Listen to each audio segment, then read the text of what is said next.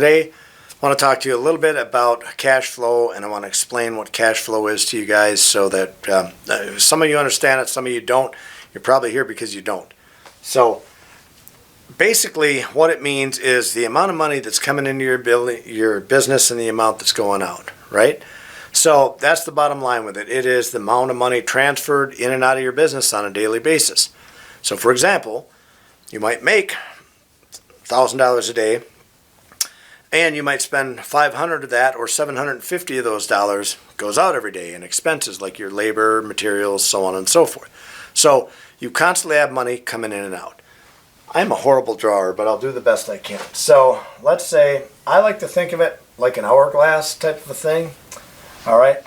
So for instance, the first thing that I would say, you had to have cash flow coming in. That could be your job. Okay.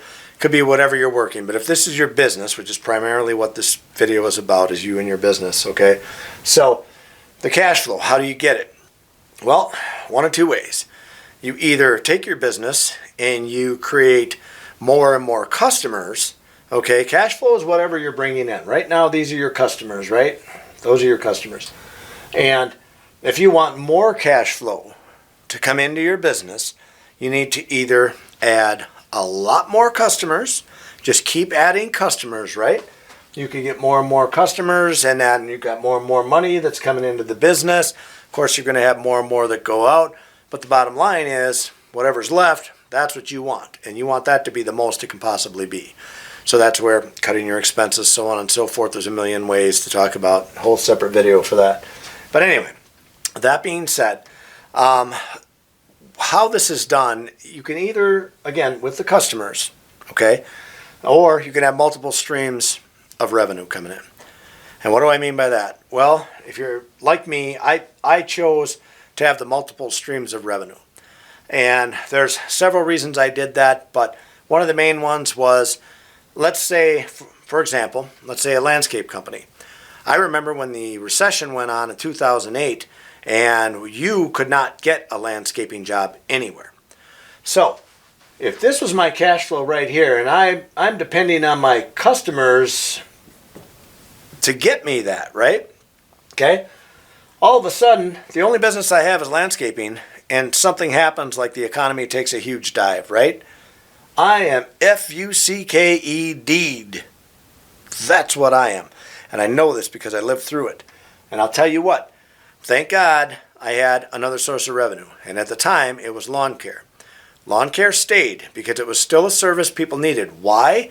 Because they couldn't do it themselves. A lot of them were elderly people that literally, physically couldn't do it themselves. We had to cut our spending way back because there's no money. Nobody's doing the design installs, right? So that's why I chose different streams of inventory, different businesses, okay? So you can have the lawn care here, you have the landscaping there, I've got 3 retail establishments, actually 4 with the garden center. Then you've got the pest control business and the pest control franchising. So I've literally 8 different sources of revenue coming in. And my thought or my philosophy behind it, and I may be wrong, but even if the recession hits, I'm across enough platforms on here, I have enough different sources of revenue coming in, it'll affect me no matter what. But there are some that it's not going to affect. The lawn care, the pest control, it doesn't really affect those things. Why? Pest control is a nuisance. People hate bugs. They're willing to shell up the money to get rid of them, believe me. So there's some of these things that people are going to want to do. There's in the vaping, in my vape stores, there's people that they want to vape. They're going to find the money for it. You know, it's, same thing with people that smoke. They'll find the money for smoking. You know what I mean? Because it's I don't know what habit, but whatever. You get the point. So there's 2 ways of doing it. Like I said, you can have one business and try and make a gazillion customers and make more and more customers, and you can build a super huge business and do great with that. And the other way is to have multiple streams of inventory coming in.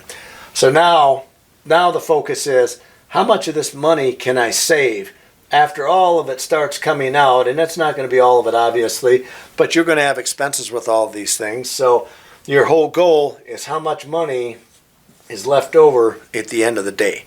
That's what you're after with this cash flow. Okay? All right. That being said, why it's important to know your numbers on this thing. It is so critical for you to know where you're at. I can't tell you how important that is, and here's why. Even if you just had a single business up here, and let's say, for example, you do $50,000 a year, okay? Well, you might have $45,000 a year in expenses. And it seems like what the majority of Americans do today is they just wait and see what's in their bank account at the end of the day because they're too lazy to put their numbers together, okay?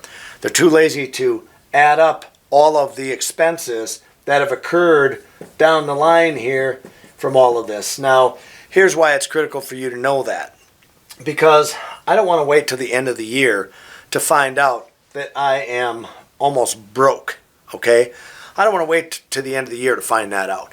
I want to know partway through this year, hey, where are we at with things? I'm forever and a day checking the numbers. I'm forever and a day. I want to know.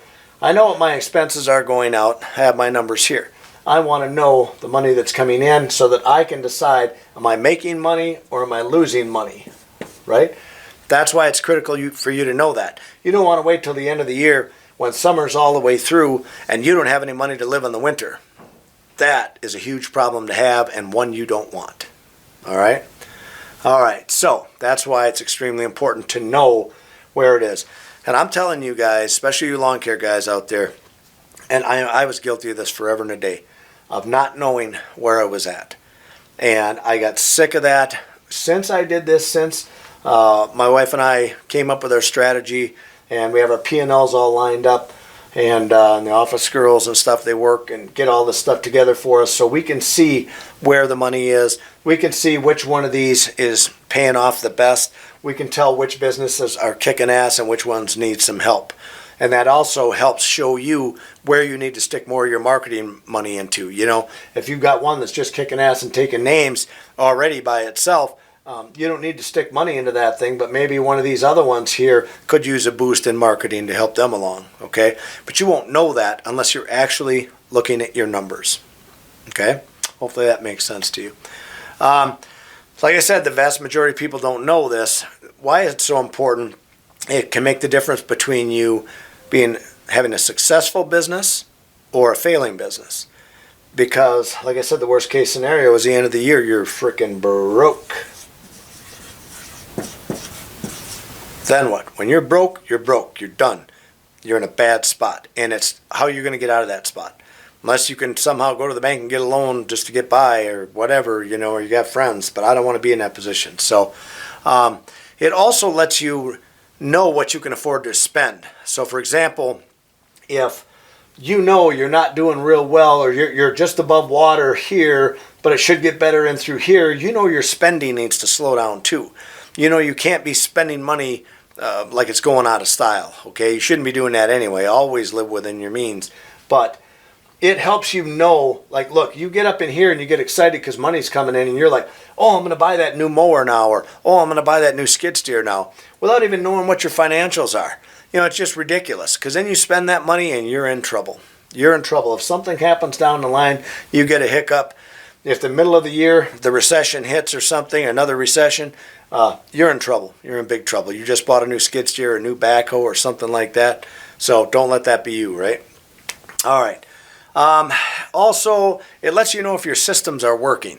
So for me, I can look at the different businesses and I can look across the board and I can see which ones, these are just kicking ass and taking names, and then all of a sudden you have one that's really slow. And it's like, hey, we got to look at this again. We have to figure out, what are we doing here?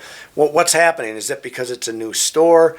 We're waiting for sales to pick up. We need to dump a little more marketing into that area, or we got to tweak the system. Something is not right. Let's figure out what's not right and fix it. Okay? But you will never know that if you don't pay attention to that. Okay? So you need to know your numbers for all this stuff. All right. That being said, the bottom line is you're after this. Right here. You're after that money. And the only way you're going to know what that is from your cash flow is what's left at the end of the year is what most Americans look at. Ridiculous way to look at it. You need to know your P&Ls all the way through this. You need to know what it costs you to do this business. You need to know if you're making money at it. The other thing it is, it can help you plan. If you're not making money at it and you've been at this for years and you're like, good God, that's all we made is just that small little amount of money right there. You know, you may want to look at something else next year and say, you know what, let's close this one down and let's open up a new one. Let's start a new one over here. I got an idea for a new one. Or you may say, maybe I want to just expand on one of these that are kicking ass and taking names. Let's take the money that we were basically throwing away, pissing in the wind over here because nothing's happening, and we've tried it for 3 years and we still can't make it work. It's time to get out, by the way, at that point. Let's move it into something else. Either move it into one of the other businesses that you have and do more marketing to make them more successful, or start another business. So that's the way I look at it. Hope you guys have learned something from this. If you enjoyed this video, hit the like button. Don't forget to subscribe. And hit the little bell icon down there to let you know when the next video comes out. Otherwise, you'll never know because YouTube doesn't let you know.